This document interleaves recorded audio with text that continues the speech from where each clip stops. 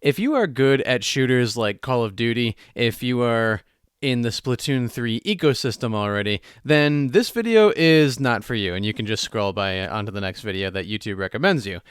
If you are a first-time player of Splatoon 3 and have a very limited time to play, well, you might want to stick around for the rest of this video. What's up, guys? I am Josh, I am the Datamer, and we talk console gaming on this channel. If you're new here, subscribe because you're caught up on the Santa Clauses and you need to plan for a sitter in order to see Avatar 2, and you'll fall asleep if you're not actively entertaining yourself for the rest of the night. Splatoon 3 is objectively a good game. It got an 83% with critics on Metacritic and a 6.8% with users.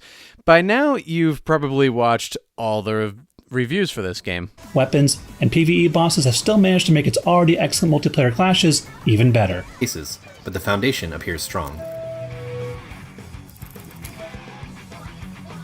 If you love Splatoon 2, and I would say if you put more than like 20 hours into it, I can highly recommend this. I think. So if Splatoon 3 is so good, then why would you skip on this game? To be clear, not everyone should skip this game. For instance, if you play Call of Duty or first-person shooters or just shooter games in general quite frequently, then you're going to be right at home with Splatoon 3. And I encourage you to have all the more fun with Splatoon 3. Go ahead and knock yourself out. This is a great game. But don't let it make it sound like I'm hating on this game, because I'm not.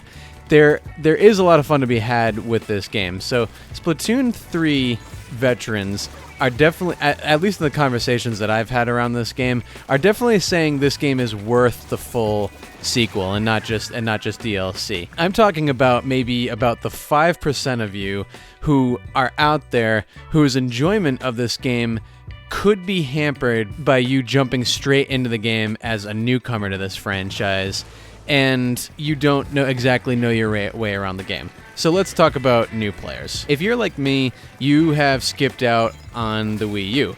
Was the Wii U a full console, or was it an add-on to the Wii? If you're a true diehard Nintendo fan, you can obviously answer that question. But for a lot of people, the Wii U was Nintendo's least selling console of all time. So a lot of people didn't get the chance to actually invest in Splatoon 1. Maybe you missed out on Splatoon 2 when online was free and they didn't charge for it like they do nowadays. If Splatoon 3 is your first go, it looks a little different from other shooters out there. You're not going for sniping headshots. You're not going for killing other people. This is a family game. You're going to spread paint and splat paint everywhere, which is a pretty fun concept. One thing I will mention that I was kind of disappointed with this game going into it, not having played the other two, is I learned that there is actually not a couch co-op mode. You would kind of think that the company who is the master of couch co-op versus their online play would have couch co-op here. So therefore, you're not going to be playing with your family on this game unless every other one of your family members has a Switch and you join an online lobby. If you're looking at this game for the single player aspect, there's a lot of Call of Duty players who play Call of Duty for the campaign, believe it or not. This game, like Call of Duty, is a multiplayer focused game. So there is certainly a very neat multiplayer aspect of it. It's more than a tutorial. But that should not be your main motivation to get this game. Just like you would not buy Super Smash Bros. Brawl for the single player campaign. You just don't do that. Again, why should you skip Splatoon 3?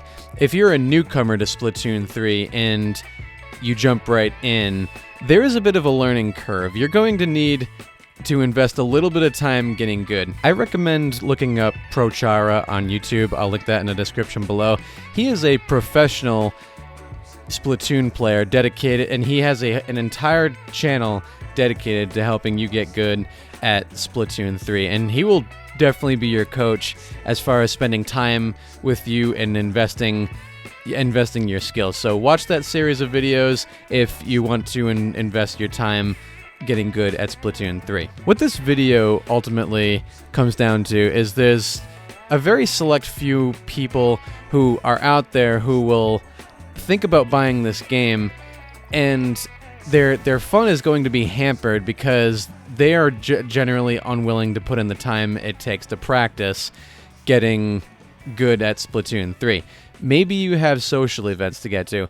Maybe you have a date night. Maybe you have a blast watching Kratos say boy all the time. Boy. Boy. Boy!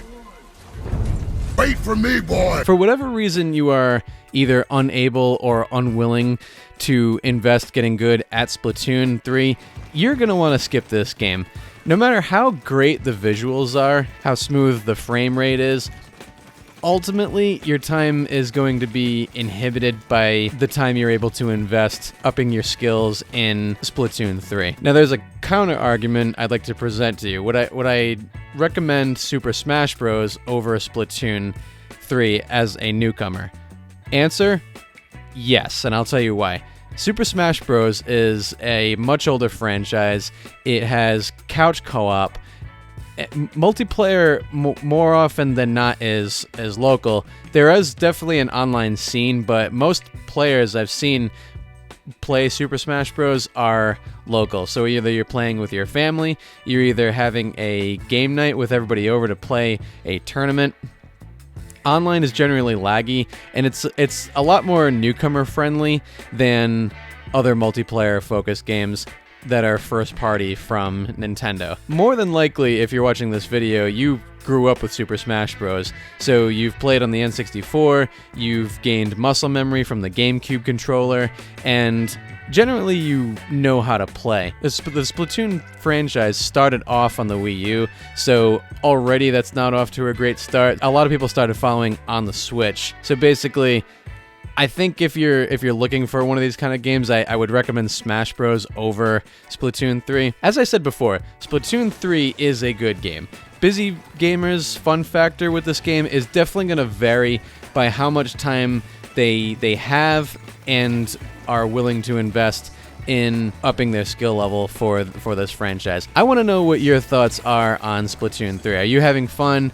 Are you willing to invest at least a half hour a day when you play? I personally am enjoying this game, and I like using the Holy Roller. I definitely need to invest more time into unlocking the Splatana, I think it's called.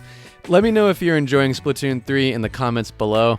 And before we go, I would like to introduce to you the comment of the day. Comment of the day for today is from Big Essay. He says, I can confirm that retail stores have just not been putting them on store shelves. Just ask an employee and they can check back. The retail I'm close to gets multiple each week. I got mine for $4.99 and they had a ton for Black Friday. This was in regards to my video on why I don't own a PS5, and I really thought when I looked at this comment, I was like, ooh, okay, I actually didn't think of that. So I'm used to consoles actually being out on store shelves in retail stores, and I was not, because until after I had watched the Game Awards, I had not actively been looking for a PS5, so I assumed they were all out of stock for the past couple of years. So at the time, I just didn't even consider that they could be keeping them in the back and not even bringing